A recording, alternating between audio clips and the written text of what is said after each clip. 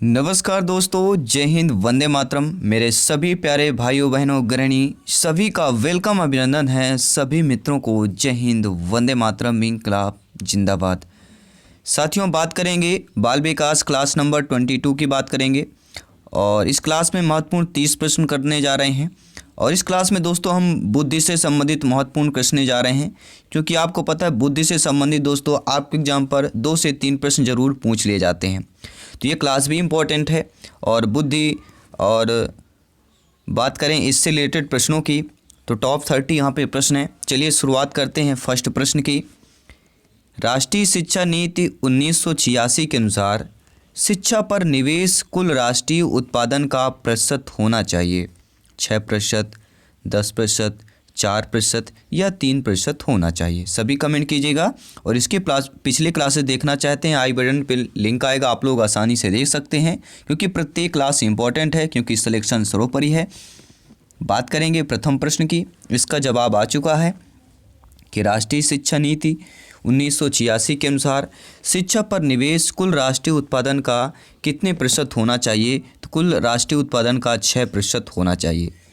नई शिक्षा नीति के तहत केंद्र व राज्य सरकार के सहयोग से शिक्षा के क्षेत्र पर देश के जीडीपी आप लोग समझते होंगे, इसके तहत 6% हिस्से के बराबर निवेश का लक्ष्य रखा गया है।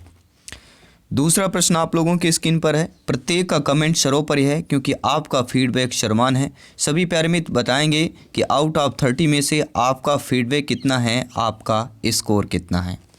साथियों, ऑपरेशन ब्लैक बोर्ड परिणाम था कोठारी आयोग का, राष्ट्रीय पाठ्यक्रम रचना का, राष्ट्रीय शैक्षिक योजना का या राष्ट्रीय पाठ्यक्रम रचना का। सभी मेरे प्यारे मित्र, सभी भाई बहन गृहिणी, सभी कमेंट कीजिएगा। राइट ऑप्शन क्या होने जा रहा है? साथियों, जब भी ऑपरेशन ब्लैक बोर्ड की बात करते हैं, इसका जो नाम आता है आपके राष्ट्रीय शैक्षिक योजना की बात करेंगे, 1986 की बात करेंगे। सी ऑप्शन सही हो जाएगा। कोई भी डाउट हो कमेंट करें, फीडबैक करें। ऑपरेशन ब्लैक बोर्ड योजना राष्ट्रीय शिक्षा नीति 1986 में प्राथमिक शिक्षा को आवश्यक मानते हुए ह्रास और अवरोध की समस्या को कम करने के उद्देश्य से शैक्षिक वातावरण को पर्याप्त रूप से अच्छा बनाने के लिए और शिक्षा में गुणात्मक सुधार लाने पर विशेष बल दिया गया है। तीसरा प्रश्न जो कि सिलेक्शंस की दृष्टि से बहुत ही महत्वपूर्ण है कि NCTE का पूर्ण रूप क्या है दोस्तों, या फुल फॉर्म कह सकते हैं।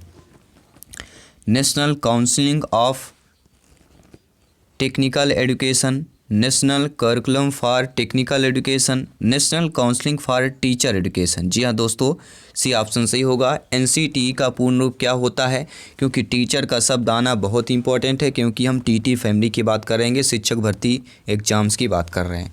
तो national counselling of teacher education NCTE का फुल फॉर्म हो जाएगा। सी ऑप्शन आप लोगों का सही हो जाएगा। बात करेंगे साथियों फोर्थ प्रश्न की, जो आप लोगों की स्क्रीन पर आ चुका है। प्रश्न क्या पूछा जा रहा है? CBSE द्वारा प्रस्तावित समूह परियोजना गतिविधि का एक सशक्त साधन है। किस गतिविधि का एक सशक्त साधन है? रोजमर्रा शिक्षण से होने वाले तनाव को दूर करने का एक सशक्त साधन है। अनेकता में एकता की संकल्पना का प्रचार प्रसार करने का एक सशक्त साधन है। यह सामाजिक भागीदारिता को सुगम बनाने का एक सशक्त साधन है। यह शिक्षकों के भार को हल्का करने का एक सशक्त साधन है। तो किसकी बात कर रहे हैं? CBSE द्वारा प्रस्तावित समूह परियोजना गतिविधि है। यह सामाजिक भागीदारिता को सुगम बनाने का एक सशक्त साधन है। सी ऑप्शन साथियों सही हो जाएगा। पांचवा प्रश्न क्या पूछा जा रहा है, आइए आप देख लेते हैं। स्क्रीन पर आप लोगों के है NCERT द्वारा राष्ट्रीय पाठ्यचर्या की रूपरेखा कब प्रस्तावित की गई? 1986 में, 1992 पर, 2005 पर या 2000 पर की गई? देखिए, NCERT राष्ट्रीय पाठ्यचर्या की रूपरेखा कब प्रस्तुत की गई? सभी नीचे कमेंट बॉक्स में बताइए। जब भी हम NCERT की बात करते हैं, राष्ट्रीय पाठ्यचर्या रूपरेखा की बात करते हैं, तो सभी को एक ही नाम याद आएगा, NCF 2005, नेशनल करिकुलम फ्रेमवर्क। ठीक है, तो हम किस बात की कर रहे हैं? ऑप्शन नंबर सी की बात कर रहे हैं। अगला प्रश्न है, प्यारा सा प्रश्न है, 6 नंबर क्वेश्चन आपको क्या पूछा जा रहा है, आइए देख लेते हैं, समझ लेते हैं और आपका फीडबैक जान लेते हैं। NCERT ने शैक्षिक संदर्भ में निम्नलिखित मूल्यों में से किसको स्वीकार किया है? सफाई एवं सच्चाई का, श्रम को, समानता एवं सहयोग को, या उपयुक्त सभी को किया है? साथियों, हम किसकी बात कर रहे हैं? NCERT शैक्षिक संदर्भ में मूल्यों को देखा जाए तो सफाई एवं सच्चाई, श्रम, समानता एवं सहयोग, ये तीनों को स्वीकार किया है। अर्थात हम किसकी बात करेंगे? उपयुक्त सभी ऑप्शन दोस्तों सही हो जाएगा। 7वां प्रश्न, बेमिसाल प्रश्न, सिलेक्शन वाला प्रश्न। प्राथमिक विद्यालयों में मिड डे मील कार्यक्रम प्रारंभ करने का प्रमुख कारण क्या था? रीजन पूछा जा रहा है। जो प्राथमिक विद्यालयों में मिड डे मील से संबंधित एक प्रश्न जरूर आता है, आसानी से समझिएगा, समान तौर पर समझिएगा। मिड डे मील कार्यक्रम प्रारंभ करने का प्रमुख कारण समाज विस्तार करना, रोजगार वृद्धि करना, नामांकन संख्या बढ़ाना, या अध्यापकों का विकास करना। सभी नीचे कमेंट बॉक्स में अपना अपना फीडबैक कमेंट कीजिएगा। तो मिड डे मील कार्यक्रम प्रारंभ करने का जो प्रमुख कारण है वह क्या हो जाएगा साथियों? वह होगा नामांकन संख्या बढ़ाना। क्या हो जाएगा? सी ऑप्शन सही हो जाएगा। बाकी सारा डिटेल मिड डे मील से संबंधित आपको मिल जाएगा और इससे डिटेल जरूर पढ़िए, क्योंकि 1 से 2 प्रश्न आउट ऑफ 150 में से जरूर पूछा जाता है। निम्नलिखित में से किस क्षेत्र में NCERT मनोविज्ञान का प्रयोग कर रहा है? पाठ्य पुस्तकों का निर्माण, विद्यालय संगठन, विषय निर्धारण, या वित्तीय सहायता की बात करेंगे। साथियों, किस क्षेत्र में NCERT मनोविज्ञान सहयोग कर रहा है या प्रयोग कर रहा है?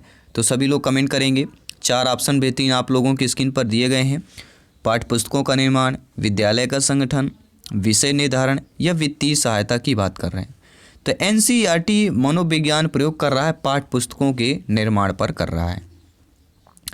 9वां प्रश्न है दोस्तों, जो अनुच्छेद से संबंधित है। आपको पता है बाल विकास, चाइल्ड डेवलपमेंट एंड पेडागोजी में अनुच्छेद से संबंधित जरूर एक प्रश्न आता है। प्रश्न क्या पूछा जा रहा है, आइए आसानी से समझ लेते हैं। इनमें से कौन सा अनुच्छेद यह कहता है कि धर्म और भाषा के आधार पर आधारित अल्पसंख्यक अपने अनुसार शिक्षा संस्थानों को स्थापित कर चला सकते हैं? अनुच्छेद 29(1), अनुच्छेद 29(2), अनुच्छेद 31, अनुच्छेद 32। ऐसा अनुच्छेद जो यह कहता हो धर्म और भाषा के आधार पर आधारित अल्पसंख्यक अपने अनुसार शिक्षा संस्थानों को स्थापित कर चला सकते हैं, बात करेंगे अनुच्छेद 31 की बात करेंगे। अगला प्रश्न है, निम्नलिखित में से कौन सी ऐसी एजेंसी है जो भारत में स्कूली शिक्षा के लिए पाठ्यक्रम रूपरेखा तैयार करने के लिए उत्तरदायी है? NCERT, NEUPA, NCTE, या RCI की बात करेंगे। मेरे सभी प्यारे प्यारे मित्रों की, प्यारी प्यारी बहनें की, गृहिणी, सभी कमेंट कीजिएगा प्रत्येक मेरे, क्योंकि सभी लोग जानते हैं, आप सभी लोग फ्रेंड्स भावी अध्यापक अध्यापिकाएँ हैं। सभी फ्रेंड्स आसानी से समझे प्रत्येक प्रश्न को। आई होप आप लोग समझ भी रहे होंगे। कोई भी डाउट हो दोस्तों कमेंट जरूर कीजिएगा। ऐसी एजेंसी जो भारत में स्कूली शिक्षा के लिए पाठ्यक्रम रूपरेखा तैयार करने के लिए उत्तरदायी है, वह एजेंसी दोस्तों आपकी और कोई नहीं, NCERT एजेंसी है। पहला ऑप्शन सही हो जाएगा। अगला प्रश्न है, तर्क संगत चिंतन निम्न में से संबंधित है? किससे संबंधित हो जाएगा? व्यक्तित्व से, मनोवृत्ति से, बुद्धि से, या प्रेरणा से संबंधित हो जाएगा। सभी कमेंट कीजिएगा। साथियों, तर्क संगत चिंतन जो है, ये जो शब्द है, ये सभी लोग जानते हैं किसकी बात कर रहे हैं? भैया बुद्धि से संबंधित हो जाएगा। ठीक है, सी ऑप्शन की बात कर रहे हैं।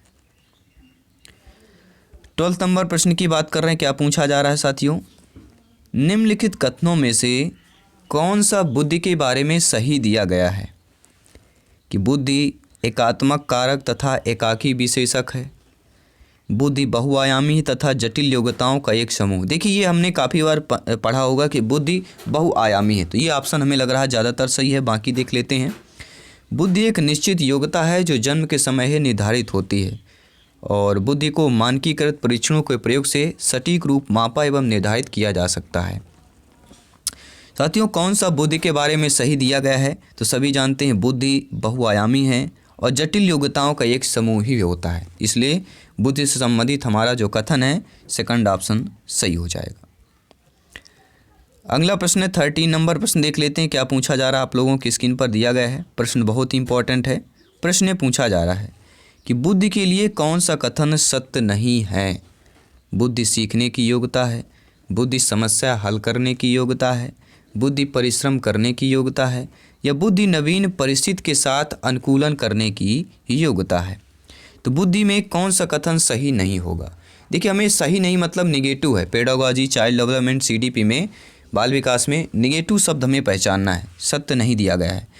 देखिए, परिश्रम पॉजिटिव है, लेकिन बुद्धि परिश्रम करने की योग्यता है, यह जो दिया गया है, परिश्रम से बुद्धि योग्यता नहीं आती है। बुद्धि जो है परिश्रम करने की योग्यता नहीं है कि परिश्रम सभी करते हैं, ठीक है। बुद्धि क्या होती है, बुद्धि सीखने की योग्यता है, बुद्धि समस्या हल करने की योग्यता कहलाती है। अगर आपसे पास बुद्धि है तो समस्या को हल कर लेंगे, ठीक है। बुद्धि है तो सीखने की योग्यता भी है, और बुद्धि नवीन परिस्थिति के साथ अनुकूलन करने की योग्यता भी है। तो आप यहाँ पर देख पा रहे हो कि ए, बी और डी ऑप्शन हमारे बुद्धि संबंधित सही दिया गया है, इसलिए सी ऑप्शन सही नहीं दिया गया है। इसलिए according to questions right option number C option सही हो जाएगा। आइए देख लेते हैं अगला प्रश्न 14 नंबर प्रश्न क्या दिया गया है। निम्न में से कौन सा कथन बुद्धि के बारे में सत्य नहीं दिया गया है। यह भी निगेटिव नकारात्मक प्रश्न है। यह एक व्यक्ति की मानसिक क्षमता है, यह सामंजस्य अनुकूलन स्थापित करने में सहायक है, यह व्यवहार की गुणवत्ता में आंकी जा सकती है, यह स्थायी और अपरिवर्तनशील विशेषता है। देखिए, यहाँ पर ही आपको हमारा डी ऑप्शन दिख रहा होगा, अस्थायी और अपरिवर्तनशील। तो बुद्धि कोई आपकी स्थायी नहीं होती है, बुद्धि परिवर्तित की जा सकती है, और ना ही यहाँ पे दिया गया बुद्धि अपरिवर्तनशील है, ऐसा नहीं है। बुद्धि को परिवर्तन भी किया जा सकता है, ठीक है। तो बुद्धि के बारे में यह हमारा जो डी ऑप्शन है, यह कथन हमारा सर्वथा असत्य दिया गया है, सत्य नहीं दिया गया है। इसलिए according to questions right option D option आप लोगों का सही हो जाएगा। बात करेंगे साथियों 15 नंबर प्रश्न की। मनुष्य का व्यवहार मुख्यतः किससे प्रेरित होता है। जो हमारा और आपका व्यवहार होता है, रिलेशन होता है, यह प्रेरित किससे होता है। कौशल से, कौशल की बात कर रहे हैं, अभिक्षमता की बात कर रहे हैं, अभिवृत्ति की बात कर रहे हैं, या साथियों हम बुद्धि की बात कर रहे हैं। तो मनुष्य यानी आपका और हमारा जो व्यवहार होता है वह किससे प्रेरित होता है। हम किसी बात कर रहे हैं, बुद्धि की बात कर रहे हैं। डी ऑप्शन सही हो जाएगा। साथियों, बुद्धि है, बुद्धि क्षमाओं का एक समुच्चय है। बुद्धि एक अकेला और जाति विचार है, दूसरे को अनुकरण करने की योग्यता है, या एक विशिष्ट योग्यता की बात कर रहे हैं। तो सभी जानते हैं बुद्धि एक किसका है, सामों का एक समुच्चय कहलाएगा। ये समाज का एक समुच्चय की बात करेंगे, ठीक है। समाज के एक समुच्चय होगा, किसका होगा नीचे कमेंट बॉक्स में जो बताए। यहाँ पे अधूरा शब्द दिया गया है, इसको आप लोगों को पूर्ण करना है। आइए जानते हैं, आप लोग अगर डेली क्लासेज अटेंड कर रहे होंगे तो इसको जरूर पूर्ण करके आप लोग कमेंट जरूर बताएंगे, ठीक है। तो बुद्धि क्या है नीचे कमेंट बॉक्स में जरूर बताइएगा। अगला प्रश्न है, मनोवैज्ञानिकों के अनुसार बुद्धि सीखने की क्षमता है, बुद्धि अमूर्त चिंतन की योग्यता है, या तो ए या बी है, या ए और बी दोनों है, और मतलब होता है साथ में, या मतलब होता है एक ऑप्शन को चूज करना है। तो मनोवैज्ञानिकों के अनुसार बुद्धि सीखने की क्षमता है और अमूर्त चिंतन की योग्यता है, दोनों होगा। इसलिए हमारा डी ऑप्शन सही हो जाएगा। आइए देख लेते हैं अगला प्रश्न है 18 नंबर प्रश्न क्या दिया गया। आप लोगों की स्क्रीन पर पूछा जा रहा बहुत ही महत्वपूर्ण और लाजवाब प्रश्न है। सिलेक्शन की दृष्टि से देखा जाए, हमारे पास बुद्धिमत्ता के लिए संस्कृति निष्पक्ष परीक्षण क्यों है। हमारे पास जो है बुद्धिमत्ता के लिए संस्कृति निष्पक्ष परीक्षण क्यों है। बुद्धिमत्ता परीक्षण भाषा और शिक्षा के अंतर से मुक्त होने चाहिए। सांस्कृतिक बोध बुद्धि का एक हिस्सा है। बुद्धि सांस्कृतिक आधारित है। यह बुद्धिमत्ता को विकसित किया जा सकता है। 4/3 ऑप्शन दिए गए हैं आपके। तो हमारे पास बुद्धिमत्ता के लिए जो संस्कृति निष्पक्ष परीक्षण क्यों है, क्योंकि बुद्धिमत्ता परीक्षण जो है भाषा और शिक्षा के अंतर से मुक्त होने चाहिए। पहला ऑप्शन सही हो जाएगा। आइए देख लेते हैं अगला प्रश्न क्या दिया गया, स्क्रीन पर दिया गया है। बुद्धिमत्ता और पर्यावरण दोनों का एक उत्पाद है। तो बुद्धिमत्ता संस्कृति और पर्यावरण, बुद्धिमत्ता समुदाय, आनुवंशिकता या समाज की बात करेंगे। देखिए बुद्धिमत्ता दो से चीज़ जुड़ा होता है, अनुवांशिकता या समाज होगा या समुदाय भी हो सकता है, संस्कृत की बात तो यहाँ पर नहीं आएगी। तो बुद्धिमत्ता और पर्यावरण दोनों का एक उत्पाद है। तो किसकी बात करेंगे, बुद्धिमत्ता और अनुवांशिकता और पर्यावरण। बुद्धिमत्ता जो है अनुवांशिकता और पर्यावरण दोनों का एक उत्पाद कहलाता है। हमारे चारों तरफ का आवरण भी होता है और अनुवांशिकता की भी बात कर रहे हैं। अगला प्रश्न है, कई क्षमताओं को एक साथ रखा जाना क्या कहलाता है। तो कई सारी क्षमताएं हैं, कई सारी शक्तियां हैं, ठीक है। एनर्जी को एक साथ रखा जाना बुद्धि, रुचियां, मनोवृत्ति या व्यक्तित्व कहलाता है। देखिए सभी लोग जानते हैं रुचियों को हम क्षमता नहीं कह सकते हैं, ठीक है। जो हमें अच्छा लगता है उन्हें रुचियां कहते हैं, चाहे खाने की हो चाहे पढ़ने की हो, ठीक है। रुचि अनुसार जो हमें सबसे पहले प्रिय होता है हमें उसे ही चूज करते हैं। तो कई क्षमताओं को एक साथ रखा जाना क्या कहलाता है, बुद्धि कहलाती है। पहला ऑप्शन सही हो जाएगा।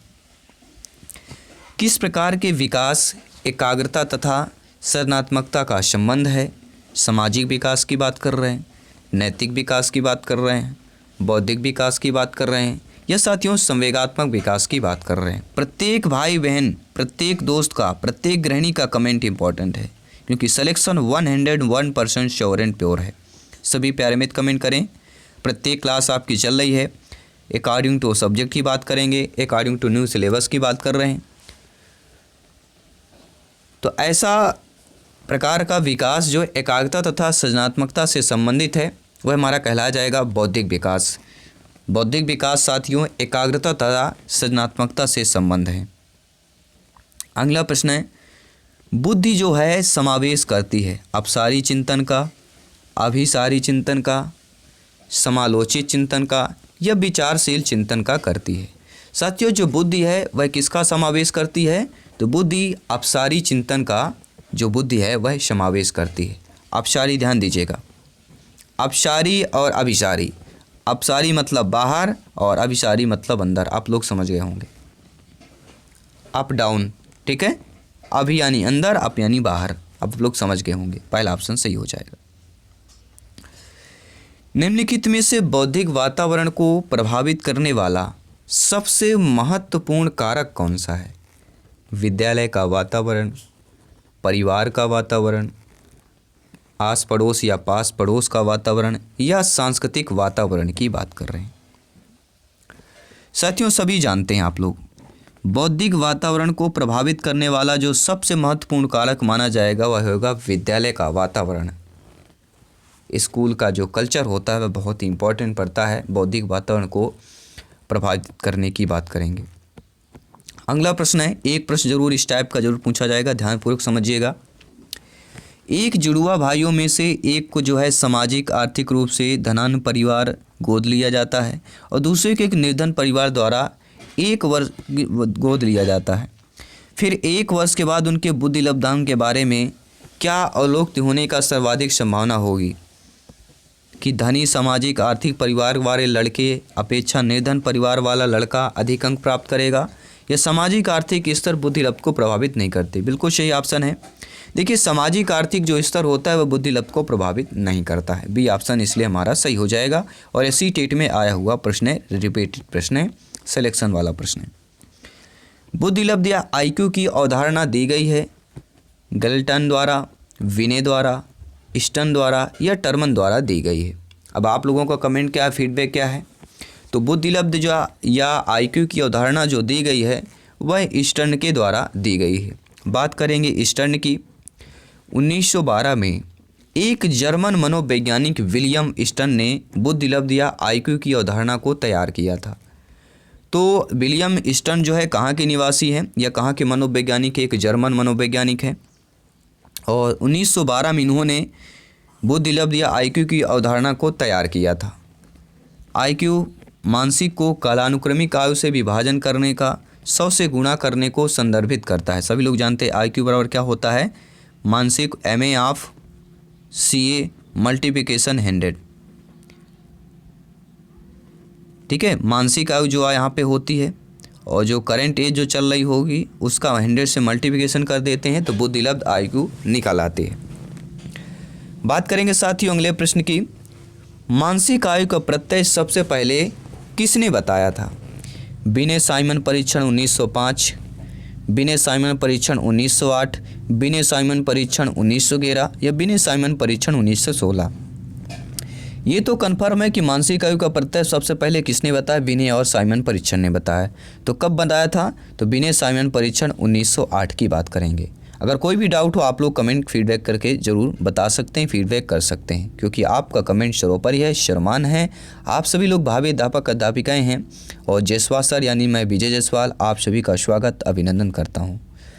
साथियों 1908 में प्रथम बिनेट साइमन परीक्षण संशोधन निर्गत हुआ 1911, 12, 13 या 14 में हुआ था। सभी प्यारे मित्र कमेंट कीजिएगा। तो 1908 में प्रथम बिनेट साइमन परीक्षण का जो संशोधन निर्गत हुआ वह 1911 में हुआ था। फर्स्ट ऑप्शन सही हो जाएगा। इसलिए यहाँ पर हमारा ठीक है 1911 न करके आपका 1908 सही हुआ था, इसलिए क्योंकि यह सबसे पहले की बात कर रहे हैं तो सबसे पहले बताया 1908। ठीक है, आई होप आप लोग समझ गए होंगे। चलिए बात करते हैं नेक्स्ट प्रश्न की। अगला प्रश्न आप लोगों के स्क्रीन पर आ चुका है। अमेरिका में प्रथम विश्व युद्ध के दौरान व्यक्ति की बुद्धिमत्ता का परीक्षण शुरू हुआ था या शुरू हुआ है? अनुभव में शुरू हुआ, समूचे में, संयोजन में या समूहों में शुरू हुआ? देखिए अमेरिका के प्रथम विश्व युद्ध के दौरान व्यक्ति की बुद्धिमत्ता का जो परीक्षण है वह साथियों समूहों में शुरू हुआ था। अगला प्रश्न है, बुद्धिलब्ध मापने के जन्मदाता स्टर्न है, विने है, टर्मन है या इनमें से कोई नहीं है? सभी कमेंट कीजिएगा। बुद्धि संबंधित महत्वपूर्ण आपके 30 क्वेश्चंस है। तो बुद्धिलब्ध मापने के जन्मदाता कौन है? सभी प्यारे मित्र जानते हैं किसकी बात कर रहे हैं? टर्मन की बात कर रहे हैं। बुद्धिलब्ध मापने के जन्मदाता आपके टर्मन हो जाएंगे। अगला प्रश्न दिया गया है, किसने सबसे पहले बुद्धि परीक्षण का निर्माण किया है? डेविड वेसलर, एल्फ्रेड विने, चार्ल्स एडवर्ड स्पीयरमैन या रॉबर्ट स्पर्न या स्टर्नबर्न की बात कर रहे हैं? देखिए साथियों सबसे पहले बुद्धि परीक्षण के अगर निर्माण की बात करें तो हम किसकी बात कर रहे हैं? अल्फ्रेड विने की बात कर रहे हैं। तो ये साथियों रहे बुद्धि चैप्टर से संबंधित, बुद्धि कंसेप्ट से संबंधित महत्वपूर्ण टॉप 30 प्रश्न। और आने वाले भी अगला जो आपके चैप्टर वाइज क्लासेस चल रही हैं, चैप्टर वाइज क्लासेस के अकॉर्डिंग आपके पूरे महत्वपूर्ण प्रश्नों की बात करेंगे, क्योंकि यहाँ से प्रश्न एक भी आपके एग्जाम से छूट के नहीं जाने वाला है, क्योंकि सिलेबस के अकॉर्डिंग प्रत्येक प्रश्न है, प्रत्येक क्लास के प्रश्न हैं, इसलिए प्रत्येक क्लास इंपॉर्टेंट है। सारी क्लासेस ज्वाइन कीजिए। और अगर आपने अभी तक भी क्लास को ज्वाइन नहीं किया है, चैनल को सब्सक्राइब नहीं किया है, टीटी फैमिली को सब्सक्राइब नहीं किया है, शिक्षकों के परिवार को सब्सक्राइब नहीं किया है तो ज़रूर करें, क्योंकि आने वाले प्रश्न इससे भी बेहतरीन बेमिसाल होंगे। और प्रिपरेशन के पहले प्रत्येक क्लास इंपॉर्टेंट है, प्रत्येक प्रैक्टिस सेट और आने वाले मॉडल पेपर्स भी इंपॉर्टेंट है। चलिए मैं आपके साथ जायसवाल सर जल्दी मिलता हूँ नेक्स्ट क्लास पर। सभी मित्रों को जय हिंद, वंदे मातरम। साथियों धन्यवाद सभी का।